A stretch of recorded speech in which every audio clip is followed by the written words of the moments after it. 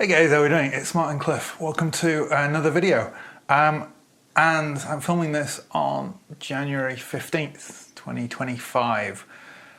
So Happy New Year if you've not seen the last couple of videos in the new year.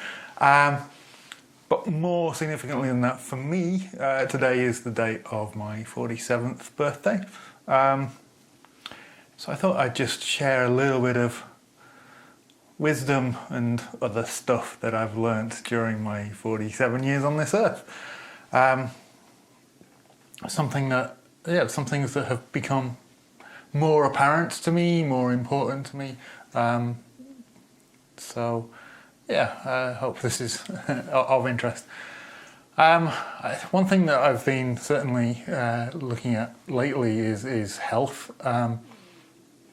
I've always been a big guy, but I have lost a considerable amount of weight over the last 7-8 years. But one thing that I've definitely realised is that in terms of health, not just weight loss, but any of these things, is variety is the key. So if you're struggling with anything, maybe it's because you're stuck in a routine of eating certain things, a routine of doing certain exercises that just aren't working for you anymore. And variety is definitely the way forward. There's a strategy called carb cycling, which seems a very logical, scientifically approach of doing things, where you have high carb days to activate your metabolism, and then low carb days where you have high fat days to stimulate other things, and it helps the body burn the excess, which is good for it. Because if you try and do any one thing, cutting out carbs doesn't work. You put on weight because your body, cutting out calories doesn't work because your body shuts down and stops absorbing and just goes into survival mode. Cutting out fat doesn't work because it stops your body working effectively. What you need to do is maintain all those things. But if you cycle them, so a couple of days of high carb, a couple of days of kind of normal eating, a couple of days of low carb, high fat, then that will, and maintaining protein levels obviously for general health, that will definitely be something that will help you, and it's something that I'm going to strive to do much more of this year because it gets harder every year. A good chair is worth it. A good chair is worth however much money it is for you to be comfortable, particularly if you're in a kind of job where you sit down a lot. I have a Herman Miller Aeron chair. I think it's the Aeron 2. I've had it, I think, 7 or 8 years now at this point. It was a lot of money, but it was definitely worth it. Had no back trouble of note since I got it, and I used to have back trouble a lot. Anyone who knew me back in the noughties knew that I really struggled with my back. So yeah, that was huge. It's at a point now where things are starting to go a little bit wrong with it. One of the wheels has started to fall apart, so I've got some new wheels in the UK that I'm going to bring back in a few weeks to try out with it. I'm trying some skate type wheels because I've heard good things about them. But other than that, and also for me, because I'm tall, a headrest. This is, I think, the Atlas headrest. There are a couple of options if you search for headrests for Herman Miller Aeron chairs. Again, a lot of money, worth it. Really good quality headrest that matches the aesthetic and keeps your head up. Particularly if, like me, kind of at the end of the day, you want to just chill and watch something on YouTube or whatever. You can do that because it keeps your head in a good place. It's height adjustable, it's forward back adjustable. So if your neck kind of sits forward like mine does sometimes, you can still get support. Again, something I'm working on. This is something that I think is very important and not enough people do as they get older, which is to keep up your hobbies, whatever they are, or find new hobbies. But don't get to the point, particularly if you're nearing retirement, where you get to retirement and you have nothing to do. Eva paints. She loves painting. She also dances. Obviously, music is my thing. It's more than a hobby for me. I'm very fortunate for that. But even if you just play the piano for 20 minutes, 2 or 3 times a week, just play the things keep up those hobbies, because any variety from the routine, in the same way as health, variety is good in any kind of any kind of routine, but anything that distracts you from the mundane is really beneficial, and obviously anything that maybe you like hiking or mountain biking or anything like that, anything that gets you outside, even better. Listen to some great music. Now I'm going to recommend a couple of things. First of all, I've got to the stage in my life where I really enjoy like jam bands and that kind of stuff, watching live concerts. And there's a young American band called Goose, who are amazing. So they've kind of taken the spirit of Fish and the Grateful Dead and all that kind of thing, but fused it with more kind of modern influences, because they're young guys, they're in their 20s. They do really good videos. They put a lot of videos on their YouTube channel. Definitely recommend them. But the one to miss out, and it's not a new discovery for me, I've known about them for a few years, is The Warning, 3 sisters from Mexico. And I would put my sort of hand up and say they are the best band in the world at the moment in terms of musicality, stage presence, confidence. They are really, really talented. It's just a 3-piece. They're making great, great music that everyone, particularly in the rock and roll scene, but I think they're even bigger than that. I think they should be the biggest band in the world. Certainly doing much more significant things than the kind of old guard of rock and roll bands that are still going around, but they potentially could be huge for the next 30 years. They've already been going a long time.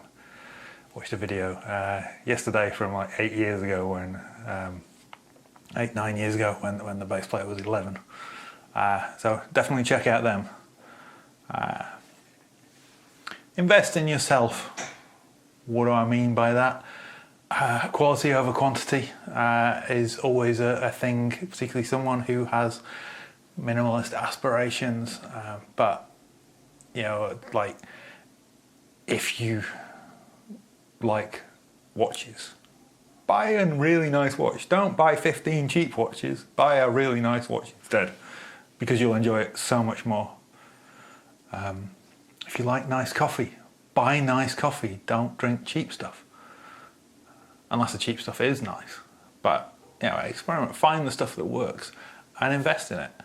For me, investing in high quality musical instruments brings me joy. I would much rather be in the situation I am now, where I have like 4 guitars and 4 basses, but they're all really, really good, than the stage I was when I had like 24 guitars and 12 basses and they were kind of mediocre.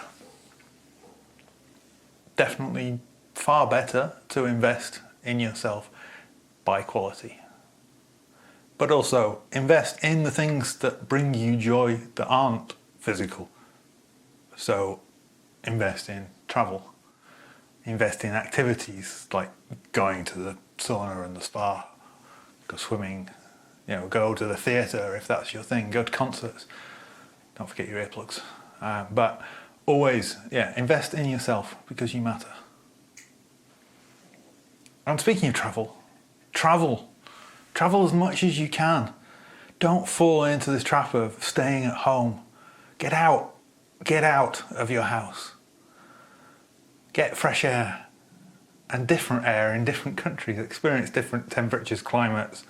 Experience what it's like to be somewhere really hot and humid. Experience somewhere that's really dry. Experience somewhere that's frosty but crisp and frosty, rather than miserable UK winter. Get sunlight. Get as much sunlight as you can. Take care of your skin, but get as much sunlight as you can. Experience tactile sensations. Get your feet and your hands dirty. Get in the sea, even if it's cold, go for a paddle. Get your feet in sand, get your feet in mud, walk on grass barefoot. Spend as much time as you can barefoot, because the sensations that it triggers, the nerves that it triggers, enlivens the brain, helps you feel young. And I think one of the most important things is leave all the traumas, all the stuff in your past, all the lies that you were told, even if they weren't intentionally told to you as lies. Lots of stuff that we learned as kids in my generation wasn't true. But leave all that behind. Leave behind the traditions of eating processed rubbish for your food. Eat good, whole food. Say if it wasn't made 50 years ago, don't eat it. There's a certain truth to that.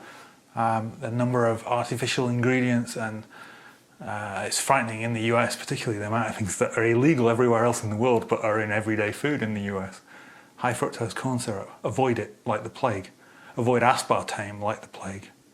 Diet drinks aren't actually any healthier. Diet sodas aren't actually any healthier. They just have less sugar in, but sugar isn't as bad as the stuff they put in to substitute it.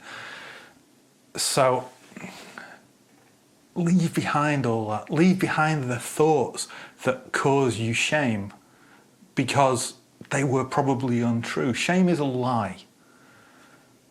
Be confident in yourself. Go forward, expand your mind, expand your horizons, expand everything about your life. Be more you, not what other people want you to be.